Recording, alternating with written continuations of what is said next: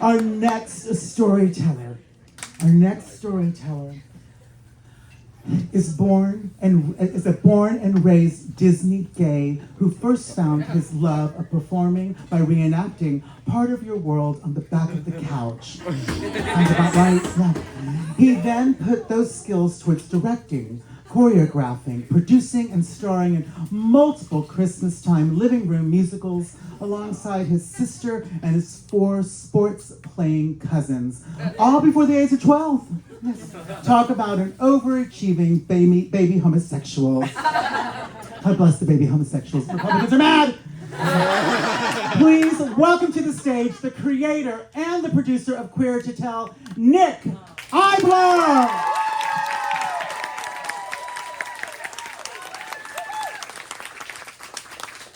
Give it up for Nick.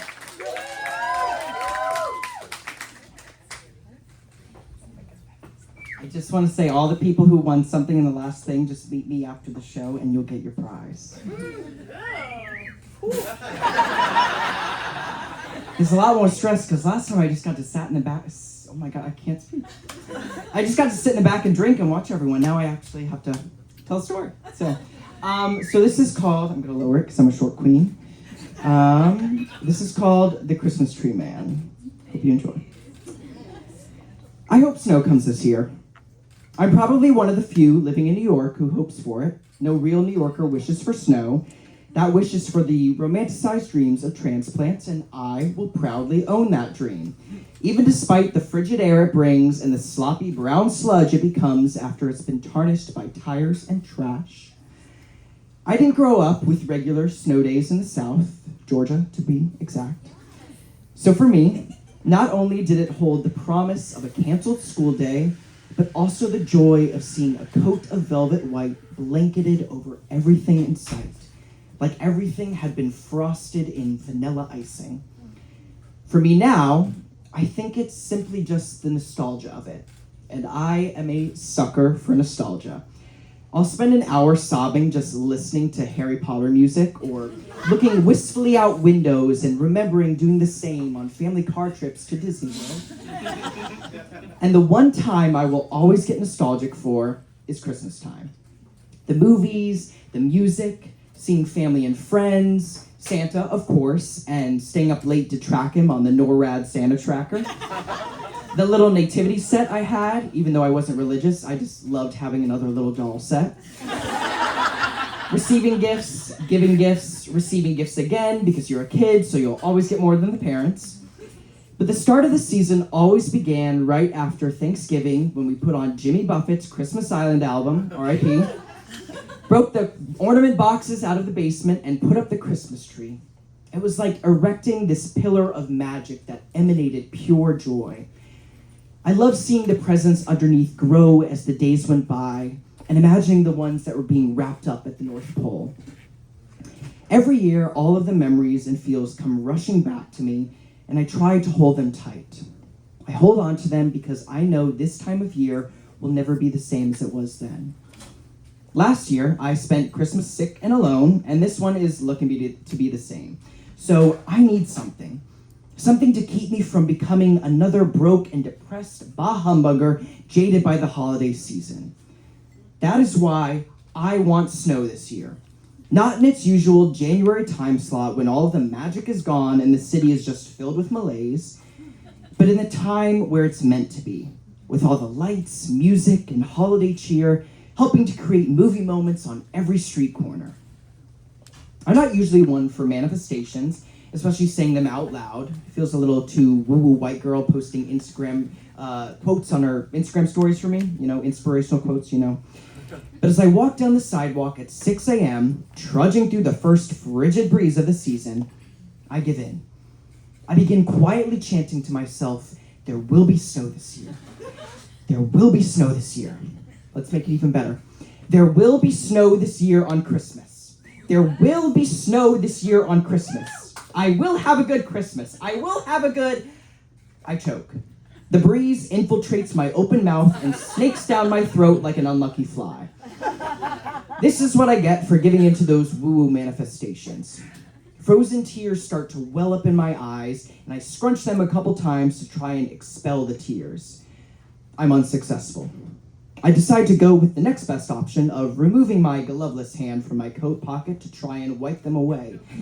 Yes, I know, I forgot my gloves. I thought I was Elsa. The cold never bothered me anyway, but I was wrong. But what choice do I have now? I remove my hand quickly and go to wipe the tears before the cold sinks its icy teeth into it. And then, just as the last frozen tear is cleared, the breeze halting for a mere moment, I see him. The Christmas tree man. I'm taken aback at first because I don't expect him to be so handsome. In years past, it was always just some old grandpa coming to the city from out of town to make a buck for the family business. But not him. He was different. He didn't carry himself like most pretty men, walking around like a camera is always on him, Justin Timberlake in his ear. He wasn't clean cut either. Chiseled jaw with coiffed hair, the Disney prince sort of way. No, truthfully, he was quite ordinary. The bald spot at the crown of his head was the first thing I noticed. It humbled him. The rest of his hair swelled out like in a layered brown mess with tiny flecks of gray. I was kind of jealous because he probably wakes up like that, whereas it takes me 2 products and a dance with a hairdryer to get mine to look anywhere near that stylized, messy mop that all the TikTok fuckboys have. He was muscular. Despite the layers of flannel and coats, I knew he was. As he wrapped his arms around each tree and moved it to the fence he built along the curb, he hugged each one with such tenderness, but then dropped it in its place with such apathy. It was kind of hot. I wanted him to wrap his arms around me like that. I mean, he did look like the kind of man who would hold you tight as you sat by the fire with the cold wind whistling outside your cabin. And then, after you'd had a night of cuddling and hot cocoa, you move it to the bedroom and he throws you on top of the fur blanket he made from the grizzly bear who tried to kill you last winter. Such a hero. He then rips off his clothes to reveal his hairy, naturally muscled body from chopping down and lifting all those trees. So rude of him to look like that without one trip to Equinox. What even is that? He'd ask. Sounds like some astrology bullshit. Oh, yes. Stick it to those elitist Jim Bro gays. You try to sensually remove your clothes to build his excitement, but he'll have none of that slow girly tease bullshit. Harsh, but okay. Whatever he says, it's the fantasy. He then rips off your clothes and flips you over.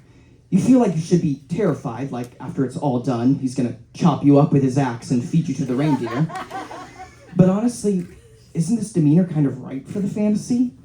Besides, his big, rough hands feel so good as they grip your small body. And you know what they say about rough hands? I don't know, but I know they say something. He's now inside you. No poppers allowed because that's for sissies. Hands bared on the small of your back as he goes in and out. It halfway feels good but also your balls are being squished and feel like they're about to pop, which will not make for a fun end to this passionate evening.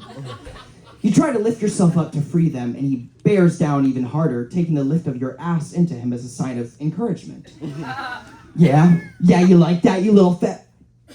He's looking at me. I had zoned out on him for a little too long while I slipped into this brutish horn dog fantasy, and now he's looking at me with this blank stare and probably thinking I'm some kind of creep.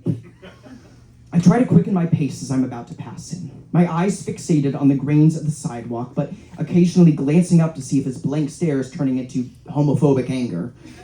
But then, in the moment just before I pass him, he smiles at me. It's a soft, tired one, but one nonetheless.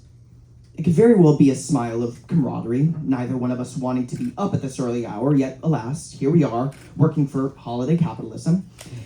But it held warmth to it. At least, I think so. No, I do think so. And his eyes, maybe it was the reflection of the haunting orange from the street lamp, but they held a glimmer. Was the glimmer always there? Or did it shine just for me? I opted to decide on me. Suddenly, the vision I had changed. His eyes no longer said, I'm gonna throw you around with my rough lumberjack hands and fuck you on top of this bear fur blanket. No, I'm gonna lay you gently on this blanket with my pine-scented lotion hands and make sweet Christmas time love to you. I'm now past him and have this aching desire to look back to see if he's still looking. If he is, then I'll know. He sees this vision for us too. But I keep walking. What if I'm misinterpreting his friendliness for flirtation? Says every gay man who sees the bare minimum kindness from a straight man as an invitation for a romantic love affair. But if I don't look back soon enough, and he is looking, then he'll think I'm not interested. I can't have that.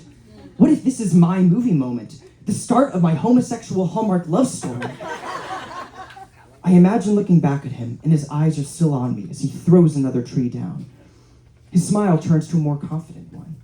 I run back to him and say, hi. He doesn't speak. It's the nerves. I don't ask his name because I want to keep the romance of just knowing him as the Christmas tree man alive. I ask him, what's he doing for Christmas? He says, nothing. I'll probably just be here by myself, wrapping things up. I feel my heart cry a little, both in the vision and in real life. How sad, I think to myself. No one should be alone on Christmas, I say, let alone working. Sure, I was sick and alone last year, but at least I got to wallow in sorrow from the comfort of my own home. How would you like to spend Christmas with me, I propose? For a moment, his smile grows wider, and the glimmer in his eyes gets brighter. But then realization hits, and his face turns to a sorrowful pout. I gotta stay here and man the shop, he says. This is my one source of income. If that's true, then what does he do the rest of the year to provide? Who knows, but in the vision, this is just how it is, and it's my time to save the day. Well, I'll just have to buy all your trees then, I say. I'm also apparently very rich in this fantasy. His eyes well with tears, and the smile returns to his once forlorn face.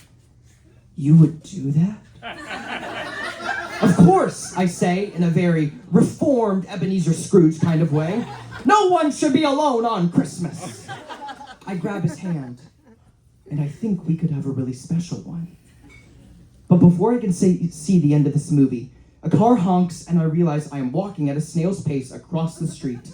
I throw my hand up in apology and dart to the other side. I can't give up, though. I must conquer my fears and try to realize this dream. So before I can entertain any questioning, I sneak a quick look back at him. But just as soon as I do, a truck passes, blocking him from my view, and I'm on my way down the stairs. I sigh. Oh well, I think. It was a nice thought.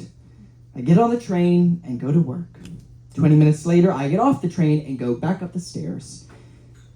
And then just as I emerge, I see a little flurry float down from the sky. A slight smile creeps across my face. Well, maybe I'll see him again tomorrow. And that's the end.